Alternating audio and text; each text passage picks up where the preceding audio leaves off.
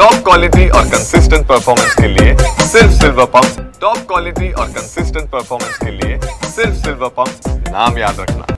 आपल्या सोबत आहेत महिला आयोगाच्या माजी सदस्य आणि राष्ट्रवादीच्या माजी नेत्या आभाताई पांडे।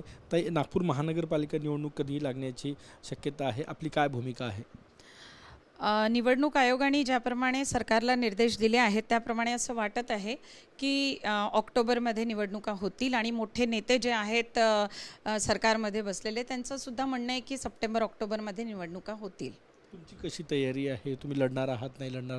तुम्ही कायम लोकांमध्ये आहात, तर आता काय भूमिका आहे? बिलकुल, बघा की निवडणूक आली म्हणूनच आम्ही तयारी करत आहोत असा प्रकार नाही आहे।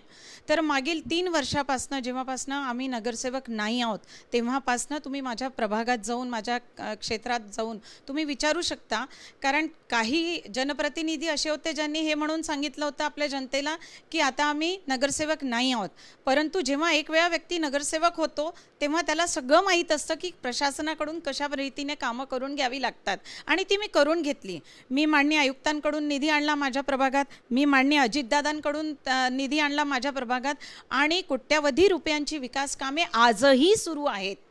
म्हणजे म्हणून मला असं वाटतं मला नव्याने म्हणजे तयारी करण्याची गरज नाही। जो व्यक्ती जनसामान्यांमध्ये राहून त्यांच्या अडीअडचणी जाणून घेण्याचा नेहमीच प्रयत्न करतो त्याला नव्याने तयारी करण्याची गरज नाही। परंतु मला माझ्या क्षेत्रातील जनता जर म्हणेल की तुम्हाला ताई निवडणूक लढायचीच आहे तर निश्चितच त्यांच्या मानसन्मानाकरता त्यांच्याकरता मी मैदानात राहणार।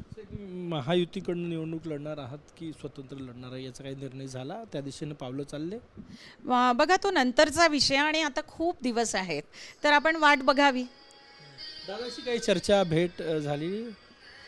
अनेक कामासंदर्भात दादांशी भेट माझी होत राहते आणि दादांचं तर व्याप इतकं मोठं आहे आणि काम करण्याची जी पद्धत आहे की अख्ख्या महाराष्ट्रात त्यांच्यासारखं नेतं नाही की ते जे काम करतात, म्हणून त्यांच्याकडे गेलं की काम होतंच।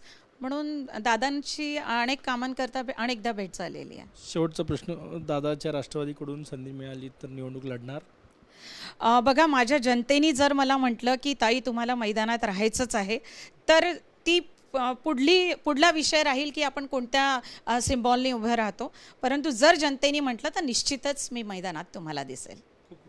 कॅमेरामॅन सचिन सयामसह गजानन उमाटे, TV9 मराठी, नागपूर।